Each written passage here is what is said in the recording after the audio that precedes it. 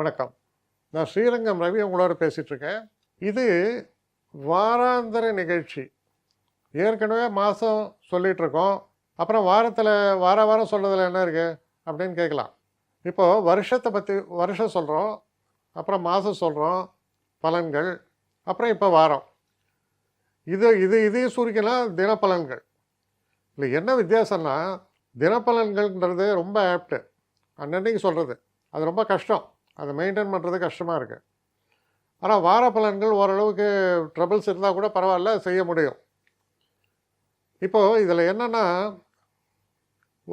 ஒரு விஷயத்தை ரொம்ப ஷார்ப்பாக சொல்லணும் அப்படின்னு சொன்னால் அது தினப்பலனில் வரும். வார பலன் அவ்வளோ ஷார்ப்பாக வராது, ஆனாலும் ஓரளவுக்கு டீட்டெயில்ஸ் அதிகம் தான்.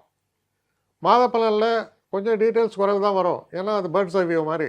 வருஷ பலன் இன்னும் பெருசு. ஸோ இதுதான் வித்தியாசம். ரெண்டாவது விஷயம், நான் சின்ன வயசுலலாம் இருக்கும்போதெல்லாம் பார்த்தீங்கன்னா எனக்கு ரொம்ப பிடிச்சி நாங்கள்லாம் படிப்போம். அப்போ இல்லஸ்ட்ரேட்டட் வீக்லியில் பீட்டர் விட்டால்னு எழுதுவார். அதை படிக்கிறது ஒரு ஹேபிட்டு. அதாவது ஒவ்வொரு சண்டேவும் அதுக்கு எதுவும் வெயிட் பண்ணுவோம்.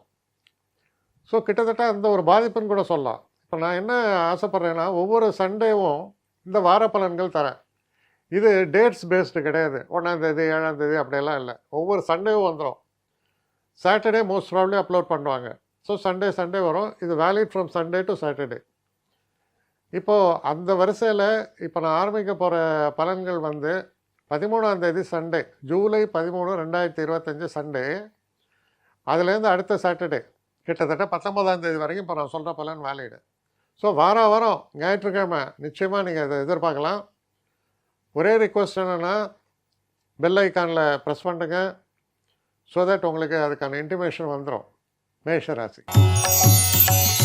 மேஷராசி நேயர்களை பொறுத்த வரைக்கும் முக்கியமான விஷயம் என்னென்னா, உங்கள் ராசிநாதனான செவ்வாய் இந்த வாரம் முழுக்க 5ஆம் வீட்டில் இருக்கார். ஒரு கிரகம் எப்போவுமே வந்து பஞ்சமஸ்தானம், பாக்கியஸ்தானம், அதாவது 5, 9 இங்கெல்லாம் இருக்கும்போது அது உயர்ந்த பலன்களை தர வேண்டும்.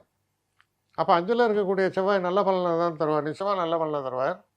குழந்தைகளால் சந்தோஷங்கள்லாம் ஏற்படும். அதே நேரத்தில் செவ்வாய் எப்படிப்பட்டவர்னா உஷ்ணாதிக்கம் மிக்க கிரகம். அதனால் முக்கியமாக வயிறு சம்மந்தப்பட்ட விஷயங்களில் இந்த அல்சர் இந்த மாதிரி இருக்கிறவங்க, இந்த வெயில் காலம், வெயில்னால் பாதிக்கப்படுறது, அதனால் உங்கள் உடல் ஆரோக்கியத்தில் கொஞ்சம் கூடுதல் கவனத்தோடு செயல்படுங்கள் இந்த வாரம். அது போக முக்கியமான ஒரு விஷயம் என்ன அப்படின்னு பார்த்தீங்கன்னா, 12ஆம் இடத்தில் சனி இருக்கிறார். அதை இவர் பார்க்குறார்.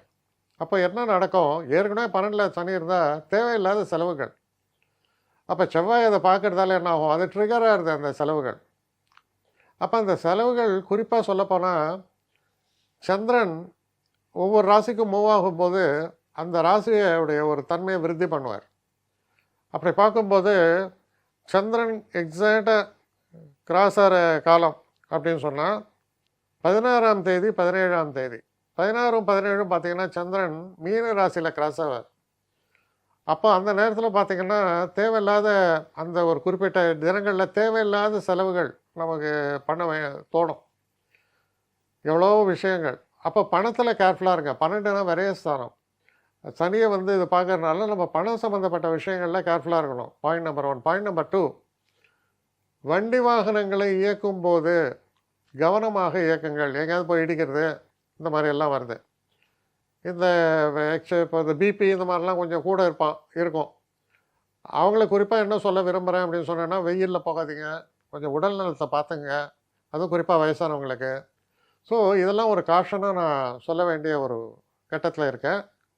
மற்றபடி பார்த்திங்கன்னா, ஃபினான்ஸை பொறுத்த வரைக்கும் 2ல் சுக்கிரன் இருக்கிறதால 2க்கு அதிபதி 2ல் இருக்கார். ஸோ பணம் பாட்டுக்கு வந்துட்டுருக்கோம், பேச்சில் நல்ல திறமை இருக்கும், எல்லாமே நல்லா இருக்குது, பயப்பட வேண்டாம். அதனால் இந்த ஒரு காலகட்டத்தில் இப்போ நான் சொன்ன டேட்ஸில் கொஞ்சம் கவனமாக இருங்க, செலவுகளை கட்டுப்படுத்துங்க, உடல் ஆரோக்கியத்தை கவனமாக பார்த்துங்க. இதை பார்த்தீங்கன்னா போகிறோம். என்னை காண்டாக்ட் பண்ணணும்னு நிறைய பேர் நினைக்கிறீங்க.